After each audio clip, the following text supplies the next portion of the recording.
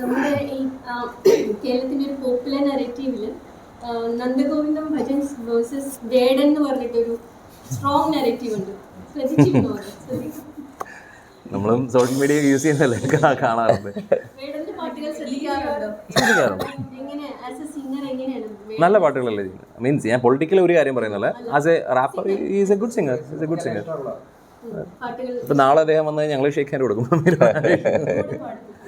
കൂടെ പഠിപ്പിക്കാനായിട്ട് അറിയില്ലല്ലോ. ഡെഫിനറ്റ്ലി അത് ഡിഫറെൻറ്റ് സ്ട്രീം ഓഫ് മ്യൂസിക് അല്ലേ. ഇപ്പം നമുക്ക് എല്ലാ പാട്ടുകളും ജെല്ലാവില്ലല്ലോ. അപ്പം that's A different stream of music. പുള്ളിയുടെ പാട്ടുകൾ ചെയ്യുന്നു.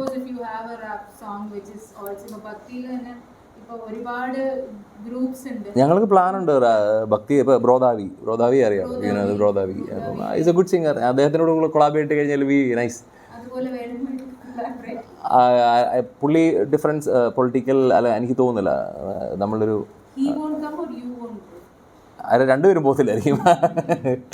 രണ്ട് മ്യൂസിക് രണ്ട് രീതിയിൽ ഇരിക്കട്ടെ. എല്ലാത്തിനും എൻജോയ് ചെയ്യുന്ന ആൾക്കാരുണ്ടല്ലോ. I think we don't need to mix, right? അത് അതിൻ്റെ ആവശ്യമില്ല. എല്ലാം ഒരുപോലെ ആയാലും അങ്ങനെയല്ലേ. അതെ. ഇപ്പം നമുക്ക് സാമ്പാറിനകത്ത് പായസം ഒഴിച്ച് കഴിക്കാൻ പറ്റില്ലല്ലോ. മീൻ എന്ന് പറഞ്ഞ പോലെയൊക്കെ ഉള്ളൂ. അതിപ്പോൾ കുറച്ച് മുന്നേ പറഞ്ഞ സെപ്പറേറ്റ് ചെയ്ത് ഒരു പൊളിറ്റിക്കൽ ക്രിയേറ്റ് ചെയ്യുന്ന ആൾക്കാരുടെ ഇതാകും. ഇപ്പം എന്താണെങ്കിലും നമ്മളുടെ ഞങ്ങൾ പറഞ്ഞിട്ടില്ല എവിടെയും ഞങ്ങൾ വേടനെതിരാന്നോ അല്ലെങ്കിൽ ഞങ്ങളെ ആർക്കെങ്കിലും എതിരാന്ന് ഞങ്ങൾ എവിടെയും പറഞ്ഞിട്ടില്ല. So we don't know. ഞാൻ എല്ലാ സംഗീതം എല്ലാ ഡിഫറെൻറ്റ് മ്യൂസിക്കിനെയും ഞങ്ങൾ എൻജോയ് ചെയ്യാറുണ്ട്. അപ്പോൾ അതിനകത്ത് ഞങ്ങൾ ഈ ഒരു ടൈപ്പ് ഓഫ് മ്യൂസിക് ഞങ്ങൾ പാടുന്ന ഒരു മ്യൂസിക്കാന്ന് വെച്ചിട്ട് ബാക്കിയുള്ള മ്യൂസിക് ഒന്നും മോശമാണെന്ന് ഞങ്ങൾ എവിടെയും പറയാറുമില്ല. അത് ഞങ്ങൾ കേൾക്കാതിരിക്കത്തുമില്ല. We like all different kinds of music.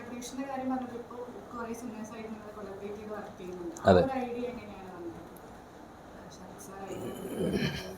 അത് ഈ ഭജൻ കണക്ട് എന്നുള്ള ഐഡിയ വന്നപ്പോഴാണ്. അപ്പം ഞങ്ങൾ we thought of connecting with different people. ആ ഒരു കണക്റ്റിന് ഒത്തിരി എലാബറേഷൻസ് ഉണ്ടല്ലോ. അപ്പോൾ ആൾക്കാരുടെ കൂടെ കണക്ട് ചെയ്യുന്നു. ഇപ്പോൾ ഡിഫറെൻറ്റ് മ്യൂസീഷ്യൻസിൻ്റെ കൂടെ കണക്ട് ചെയ്യുന്നു. അങ്ങനെയുള്ള ആൾക്കാരെല്ലാം നമുക്ക് ഭജൻ കണക്റ്റിൽ കൊണ്ടുവന്നു കഴിഞ്ഞാൽ അപ്പം ആ ഭജൻ കണക്ട് ഞങ്ങളുടെ ഒരു ബേബിയാണ്. ഞങ്ങളപ്പോൾ അത് ഞങ്ങൾ സ്പെഷ്യലായിട്ട് കാണുന്ന ഒരു പ്രോഗ്രാമാണ്. അപ്പം ആൾക്കാർക്ക് എന്തെങ്കിലും ഒരു കൈൻഡ് ഓഫ് എക്സൈറ്റ്മെൻറ്റ് കൊടുക്കണം എന്നുണ്ട്. അപ്പം കൊല്ലത്ത് ഞങ്ങൾ ചെന്നപ്പോഴാണ് ശരത് സാറിനെ കൊണ്ടുവന്നത്. അപ്പോൾ ശരത് സാർ ഈസ് ഫ്രം കൊല്ലത്ത് നിന്നാണ് അദ്ദേഹത്തിൻ്റെ സ്ഥലം. അപ്പോൾ അതുകൊണ്ടാണ് അദ്ദേഹത്തിനോട് ചോദിച്ചു. അപ്പം പെട്ടെന്ന് തന്നെ ആൾ ഭയങ്കര ഇൻട്രസ്റ്റഡ് ആയിരുന്നു. ഞങ്ങളെ പാട്ടുകൾ കേൾക്കാറുണ്ടെന്ന് പറഞ്ഞു.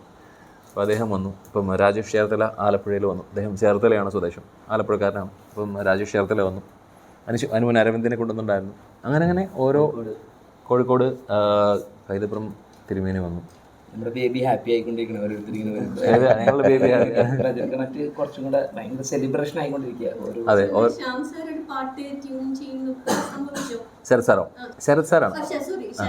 ശരത് സാറ് ഞങ്ങളിപ്പോൾ വരുന്ന വഴി ഞങ്ങളിപ്പം ജസ്റ്റ് ഇപ്പോൾ സംസാരിച്ചുകൊണ്ടിരിക്കുകയായിരുന്നു പാട്ടിൻ്റെ കാര്യത്തെക്കുറിച്ച്.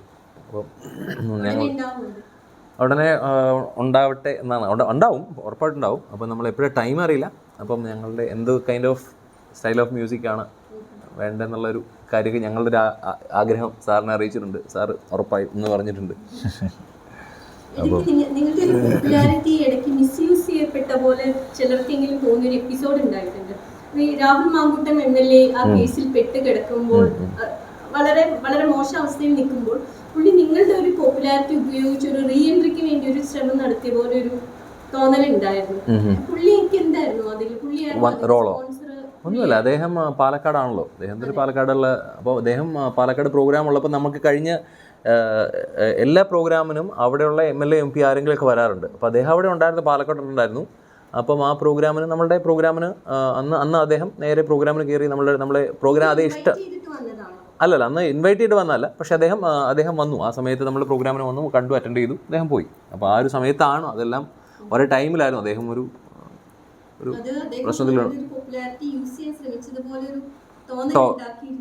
ഓക്കെ. അല്ല, നമുക്ക് അങ്ങനെയൊന്നും ഫീൽ ചെയ്തിട്ടില്ല.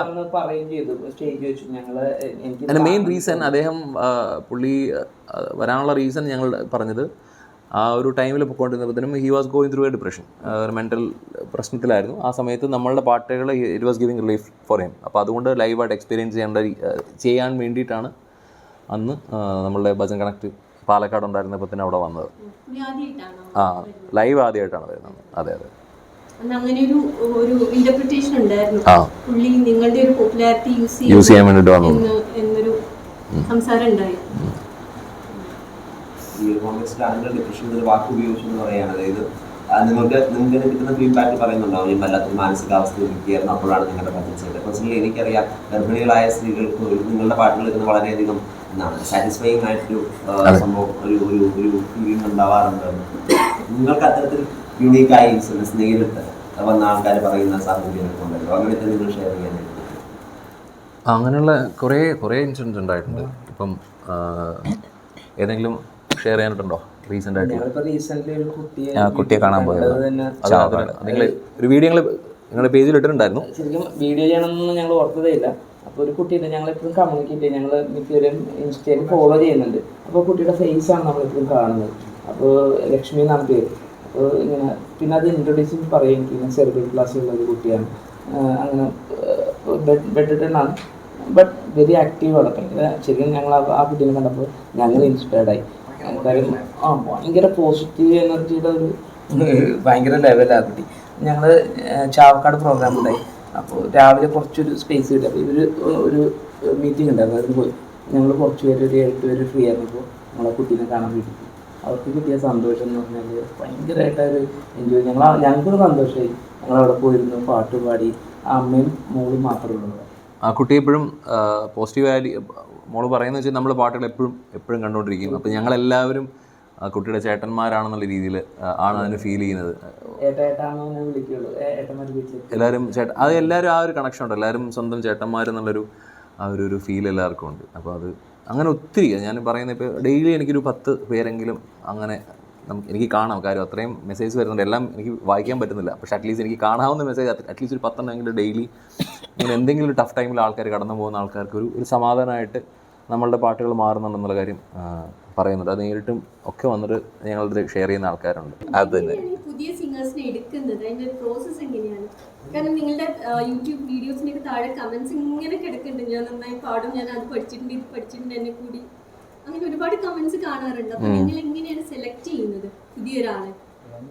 അതെ, വന്ന് ചേർന്നതാണ്. നമ്മൾ കൂടുതൽ നമുക്ക് ഇഷ്ടമുള്ള ആൾക്കാർ, നമുക്ക് വേണ്ട കൈൻഡ് ഓഫ് സിംഗർ അല്ലെങ്കിൽ വേണ്ട kind of personality more than singer, നമ്മൾ ആ ഒരു അതിന് ജെല്ലാവുന്ന ആൾക്കാർ ആരാണെന്നുള്ളത് നമുക്ക് നോക്കിയിട്ട് നമ്മൾ അവരെ ചൂസ് ചെയ്യും. നല്ല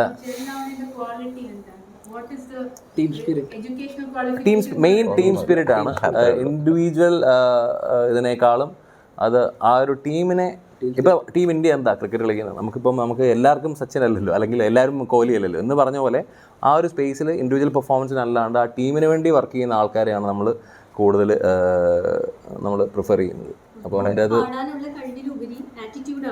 അതൊരു വലിയ പാടണം എന്ന് വിചാരിക്കുന്നതിൽ വലുതായിട്ട് നമ്മുടെ പരിപാടി വിജയിക്കണം എന്ന് ചിന്തിക്കുന്ന ആൾക്കാർ നമ്മുടെ എല്ലാവരും അങ്ങനെ. ഞാൻ നന്നായി പെർഫോം ചെയ്യണമെന്ന് ആരും വിചാരിക്കാറില്ല, പക്ഷെ പരിപാടി ഗംഭീരമായിരിക്കണം എന്നാണ് നമുക്ക് ഇറങ്ങി വരുമ്പോൾ ഒരു ഫീല് കിട്ടണം. ഭക്തി രസമാണല്ലോ നിങ്ങളുടെ പാട്ടിന്റെ ബേസിക് ഒരു സംഭവം. അത് നിങ്ങളെല്ലാവരും ഭക്തരുമായിരിക്കണം അല്ലേ? അതൊരു റിക്വയർമെന്റ് ആണോ? ഒരാൾ ഭക്തനായാലേ നിങ്ങളുടെ കൂടെ ചേരാൻ പറ്റുമെന്ന് അങ്ങനെയുണ്ടോ? അത് നിർബന്ധമില്ല, അങ്ങനെയൊന്നുമില്ല. ആറ്റിറ്റ്യൂഡ് കറക്റ്റാണ്. നമ്മൾ സത്യം പറഞ്ഞ ഒരു മനുഷ്യത്വബോധം, ഒരു ആൾക്കാർ ഒരു പോസിറ്റീവ് ആറ്റിറ്റ്യൂഡ് ഉണ്ടായിരിക്കണം ആൾക്കാരുടെ അടുത്തേക്ക്.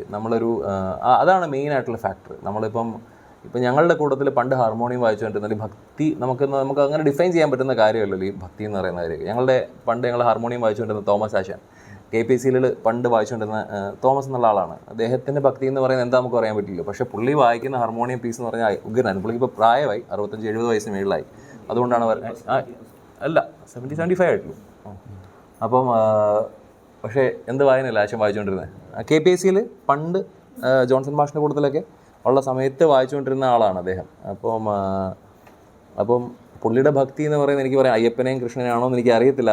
പുള്ളിയുടെ ഭക്തി ചിലപ്പോൾ പുള്ളിയുടെ ഭക്തി യേശു ആയിരിക്കുമല്ലോ. പക്ഷേ ഞങ്ങളുടെ കൂട്ടത്തിൽ വായിക്കുമ്പോഴത്തേനും പുള്ളിയുടെ ഹാർമോണിയത്തിന് അത് ഭക്തിയുണ്ട്. അപ്പോൾ നമുക്കത് പറയാൻ പറ്റും. പക്ഷേ ഞങ്ങളുടെ ടീമിൽ പുള്ളിയുടെ പ്രായം അതാണെങ്കിലും നല്ല രീതിയിൽ ജെല്ലാവുമായിരുന്നു. പുള്ളി പോസിറ്റീവ് ആറ്റിറ്റ്യൂഡുള്ളൊരു മനുഷ്യനായിരുന്നു. അപ്പോൾ അങ്ങനെ അതാണ് നമ്മളുടെ ഫാക്ടർ. ആറ്റിറ്റ്യൂഡാണ്. അതെ.